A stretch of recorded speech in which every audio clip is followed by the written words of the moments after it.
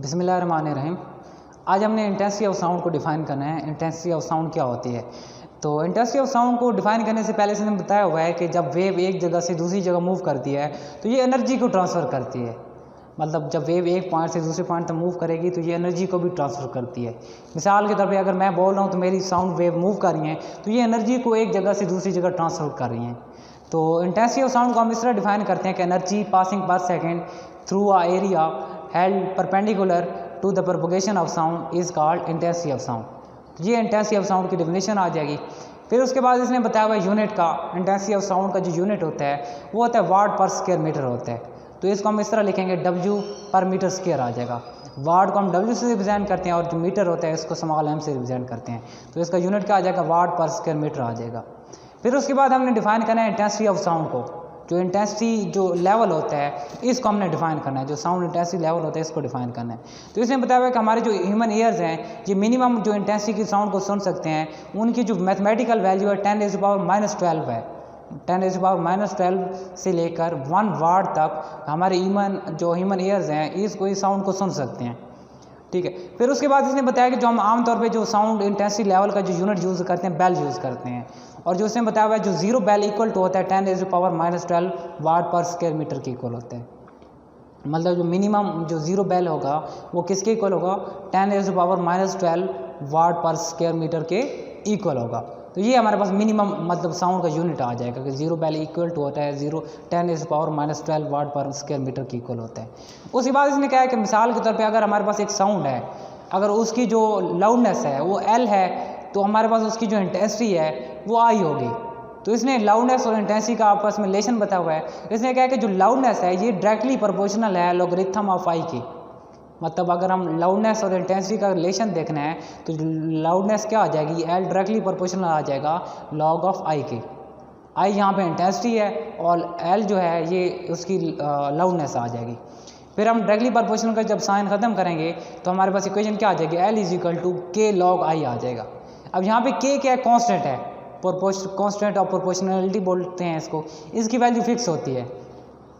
फिर उसके बाद उसने बताया कि अगर हमारे पास मिनिमम जो साउंड है उसकी अगर इंटेंसिटी I0 होगी तो उसकी जो लाउडनेस है वो L0 हो जाएगी।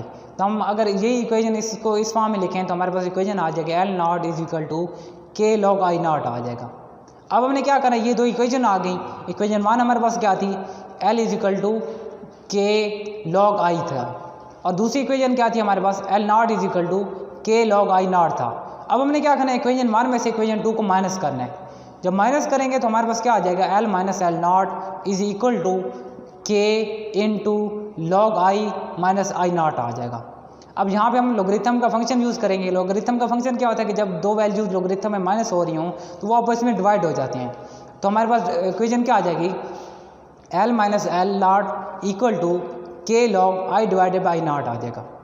अब उसके बाद इसने ये बताया कि ये जो हमारे पास डिफरेंस है लाउडनेस का L - L0 ये हमारे पास इसको हम बोलते हैं इंटेंसिटी लेवल बोलते हैं। साउंड ऑफ इंटेंसिटी लेवल का नाम बोलते हैं। तो हमारे पास इंटेंसिटी लेवल की इक्वेशन क्या आ जाएगी? Intensity level = K log I/I0 आ जाएगा। फिर उसके बाद हमने क्या करना है? K की वैल्यू यहाँ पे कैलकुलेट करनी है कि जो K की वैल्यू है कांस्टेंट है इसकी वैल्यू क्या होगी। तो हम लेट करते हैं कि हमारे पास यहाँ पे I है, I अगर इक्वल टू 10I0 के इक्वल हो तो हम क्या पुट करेंगे? I की जगह 10I0 पुट करेंगे और हम इसको सॉल्व करेंगे। जब इसको सॉल्व करेंगे तो उसने बताया हुआ है कि जहाँ पे इंटेंसिटी लेवल है उसकी जो वैल्यू होगी 1 की इक्वल होगी, यूनिट 1 पुट करेंगे। तो हमारे पास जब फाइनल रिजल्ट आएगा मैथमेटिकली जब सॉल्व करेंगे तो K की वैल्यू 1 आ जाएगी। अब हम क्या करते हैं? K की वैल्यू 1 यहाँ पे पुट कर देते हैं तो हमारे पास इंटेंसिटी लेवल की जो इक्वेशन आ जाएगी intensity level = K log K नहीं आएगा, K की वैल्यू 1 हो जाएगी तो हमारे पास आ जाएगा log I/I0 आ जाएगा। तो ये फाइनल इक्वेशन आ जाएगी। इसको हम सॉल्व करके हम इंटेंसिटी लेवल दो साउंड के दरमियान जो फ़र्क है इंटेंसिटी लेवल जो है वो हम फाइंड कर सकते हैं। अगर हमें न्यूमेरिकल वैल्यूज़ गिवन होगी तो इसको हम यूज़ करके जो इंटेंसिटी लेवल है उसको मेजर कर सकते हैं। लेकिन अब यहाँ पे जो साउंड का जो यूनिट आएगा इंटेंसिटी लेवल को बेल में आएगा। लेकिन हम आम रूटीन में जो यूनिट यूज़ करते हैं वो डेसिबल है।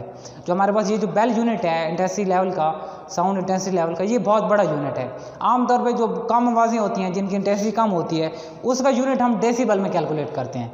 तो हमारे पास ये इक्वेशन क्या आ जाएगी? इसने कहा हुआ है कि जो 1 बेल है वो 10 डेसिबल की इक्वल होती है। अगर हमने साउंड इंटेंसिटी लेवल को डेसिबल में कैलकुलेट करना है तो हम 1 बेल की जगह क्या पुट करेंगे, 10 डेसिबल पुट कर देंगे। तो हमारे पास इक्वेशन क्या आ जाएगी, intensity level is equal to 10 log I divided by I0 आ जाएगी। अब ये जो इक्वेशन है ये डेसिबल में हमारे पास इंटेंसिटी लेवल देगी। इससे पहले जो हमने इक्वेशन अभी लिखी है वो हमारे पास सिर्फ बेल में उसका आंसर आना था। तो हमारे पास जो आम रूटीन में आवाज़ें जो होती हैं उनका जो वैल्यू आती है मैथमेटिक वो डेसिबल में आती है। डेसिबल क्या है कि साउंड इंटेंसिटी लेवल का स्मॉलर यूनिट है। फिर ये तो इक्वेशन को आगे हमने यूज़ करना है न्यूमेरिकल में भी, तो ये हमारे पास इंटेंसिटी लेवल की फाइनल इक्वेशन आ जाएगी, यही हमने कैलकुलेट करनी थी।